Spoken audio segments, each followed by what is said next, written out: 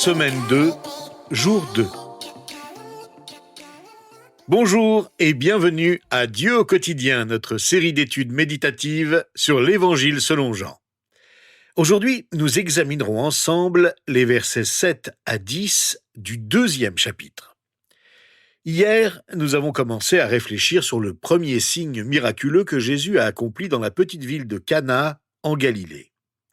Au verset 7, Jésus dit aux serviteurs « Remplissez d'eau ces jarres », et ils les remplirent jusqu'au bord. Jésus va accomplir un miracle.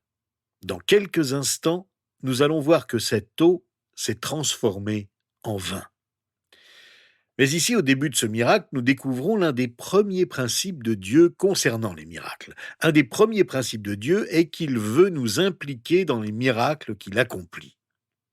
Ce qu'il demande aux serviteurs est quelque chose d'ordinaire, de banal. Il leur dit simplement « remplissez d'eau ces jarres ». Et ils les remplirent jusqu'au bord.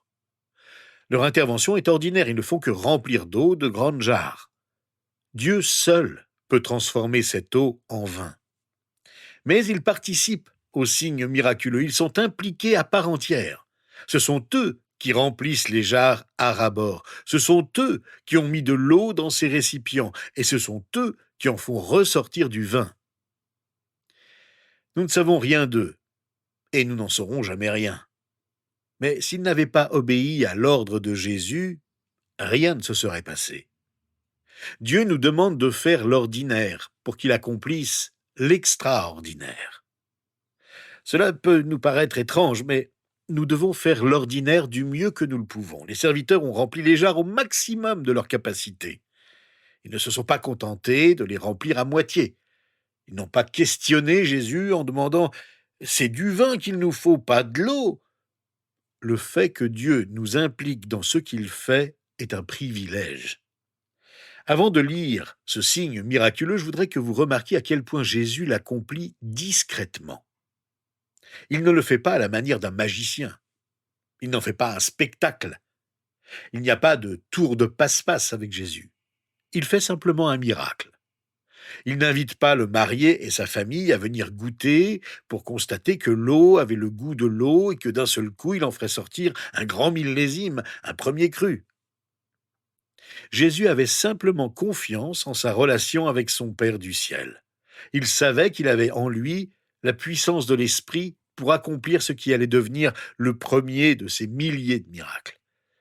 J'ai remarqué que ceux qui éprouvent le besoin de se comporter de manière ostentatoire sont ceux qui ont le moins confiance en eux.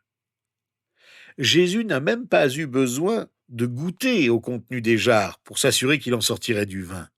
On ne sait même pas s'il en a bu. Notons en passant que pour ceux parmi nous qui n'ont aucun intérêt pour les célébrations de tout genre, le premier miracle de Jésus s'est accompli au cours de la célébration d'un mariage. Beaucoup de gens le considèrent avec un certain dédain et l'appellent un miracle de luxe. Guérir les malades, ça c'est formidable. Ressusciter les morts, ça c'est merveilleux. Mais donner du vin à des gens qui ont déjà beaucoup bu et qui veulent continuer à faire la fête, à quoi cela peut-il servir ? Après tout, il ne s'agissait que d'un marié, et de sa famille gênée de ne pas avoir prévu de s'approvisionner suffisamment en vin. En fait, ce miracle révèle que Jésus s'intéresse à nos moindres besoins, qu'il sait prendre le temps de fêter un mariage avec les autres.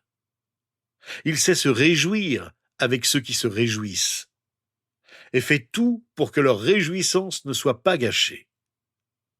C'est dans ce cadre qu'il va accomplir son premier miracle. Lisons ensemble les versets 8 et 9. « Puisez maintenant, leur dit-il, et apportez-en à l'organisateur du repas. » Et ils lui en apportèrent.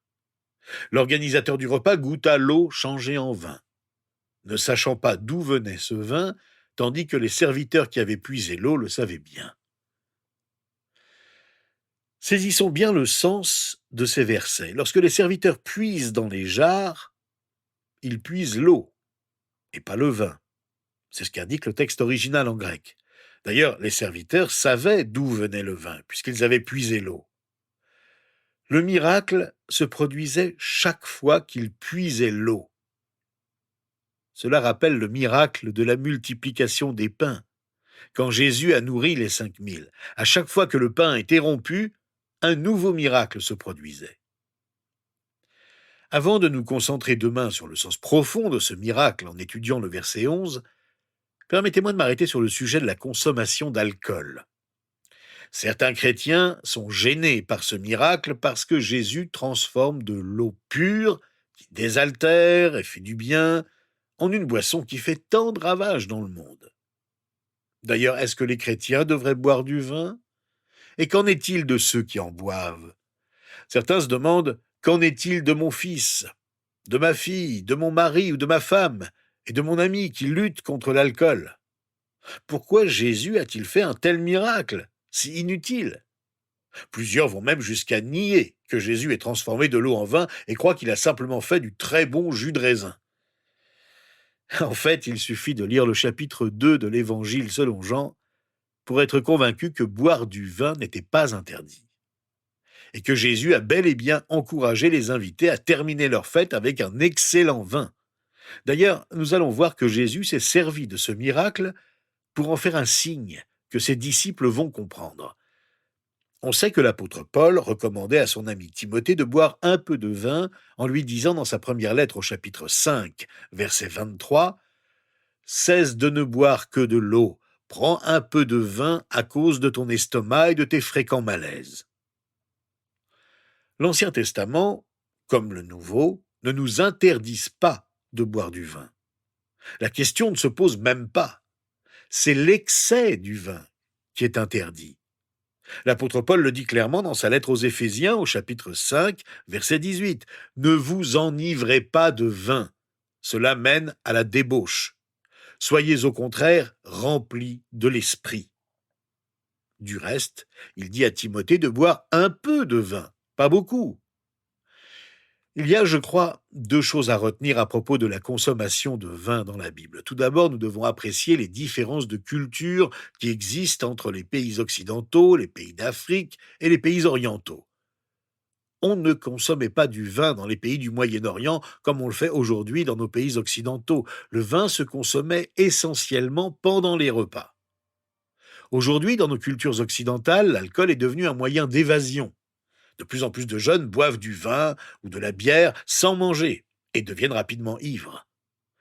La consommation rapide et massive d'alcool, qu'on appelle le binge drinking, est devenue fréquente et addictive. En réaction à ce fléau, plusieurs églises ne servent plus du vin lors de la Sainte Seine, mais du jus de raisin, et recommandent à tous leurs membres de ne jamais boire de vin ou de toutes sortes de boissons alcoolisées. Elles ne veulent pas être associées à ce qui est devenu une drogue. Pour éviter toute apparence de mal, elles ne veulent pas donner l'occasion d'être accusées d'encourager l'ivresse. Mais surtout, elles ne veulent pas encourager les nouveaux croyants qui ont été délivrés de l'emprise de l'alcool à retomber dans l'alcoolisme. Cela se comprend bien sûr, et c'est une affaire de conviction. Dans ses lettres aux Corinthiens, Paul demande aux chrétiens qui se disent forts, qui mangent et boivent de tout, de ne pas devenir une occasion de chute pour ceux d'entre eux qui sont plus faibles. Mieux vaut s'abstenir que de faire trébucher un autre chrétien fragile. Revenons maintenant au miracle de Cana. Quels sont les témoins les plus proches du miracle? Les serviteurs. Ils étaient au premier plan. Ils ont obéi à l'ordre de Jésus et chaque fois qu'ils puisaient dans les jarres, ils voyaient l'eau se transformer en vin. Nous pourrions en tirer nous-mêmes une leçon. Vous voulez voir des miracles s'accomplir? Commencez par être des serviteurs, prêts à obéir à ce que Dieu vous demande. Ce sont les serviteurs de Dieu qui voient les miracles s'accomplir devant eux. La mère de Jésus, qui a encouragé les serviteurs à suivre les instructions de Jésus, ainsi que les disciples, ont été les témoins de ce miracle auquel ils n'ont pas participé. Lisons la réaction de l'organisateur du repas aux versets 9 et 10 de notre chapitre. L'organisateur du repas goûta l'eau changée en vin. Ne sachant pas d'où venait ce vin, tandis que les serviteurs qui avaient puisé l'eau le savaient bien, il appela le marié et lui dit « Tout homme sert d'abord le bon vin, puis le moins bon après qu'on s'est enivré. Mais toi, tu as gardé le bon vin jusqu'à présent. » Jésus garde le meilleur pour la fin. C'est une leçon que nous pouvons tirer de ce miracle. Nous parlerons de la raison principale demain, mais rappelons-nous que Jésus intervient dans des situations qui nous paraissent désespérées de manière inespérée. Et les conséquences dans nos vies quotidiennes peuvent être vraiment bienfaisantes. Le monde nous offre le meilleur qu'il a en premier, et ce n'est même pas le meilleur. Mais on s'y habitue, on croit que c'est le meilleur. On croit que ce qui nous attire est ce qu'il y a de meilleur pour nous, jusqu'au jour où cela vient à nous manquer, et il ne nous reste plus rien. En fait, ce que Jésus veut nous offrir est bien meilleur que ce que nous pouvons espérer. Tout commence bien avec lui et tout se termine bien meilleur. Le meilleur est encore à venir dans notre relation avec lui, qui s'approfondit jour après jour, semaine après semaine, année après année, tout au long de notre vie. Cette vérité spirituelle ne se trouve qu'en Jésus-Christ. Il y a une véritable spiritualité dans ce monde et dans cette relation spirituelle avec Dieu qui ne fait que s'approfondir. Nous nous rapprochons de Dieu en le servant. Ce n'est pas seulement vrai ici-bas, pendant notre vie sur la terre. Le meilleur reste à venir dans notre relation avec lui, jusque dans l'éternité. Nous obtiendrons de nouveaux corps. Nous obtiendrons une espérance renouvelée, car nous avons une nouvelle relation avec Dieu qui est plus profonde que nous ne l'aurions jamais imaginé. C'est ce que nous attendons avec impatience. Et le miracle de Cana nous rappelle que Jésus attend toujours avec impatience le meilleur qui reste à venir, ce qu'il veut faire dans votre vie et dans la sienne. Prenons un moment et remercions Dieu pour cela maintenant. Jésus-Christ, nous te remercions. L'accomplissement du signe miraculeux de Cana est un enseignement sur la vraie joie. Nous te remercions parce que tu veux que nous nous réjouissions avec tous ceux qui se réjouissent dans de belles célébrations comme le mariage. Nous te remercions parce que tu agis pour notre bien dans les temps forts de notre vie, comme dans notre routine quotidienne. Tu interviens dans les temps forts, mais aussi dans des circonstances plus banales. Mais plus que tout, nous te remercions parce que la vraie joie nous vient de toi, et non pas des fêtes que nous pouvons célébrer. Cette joie nous inonde dans le temps présent, mais elle nous accompagnera dans l'éternité, car tu gardes toujours le meilleur pour la fin. Nous pouvons venir à toi en toute confiance pour chacun de nos besoins, quelle que soit son importance. Toi qui as gardé dans la joie ceux qui manquaient de vin pendant leur fête, donne-nous cette joie.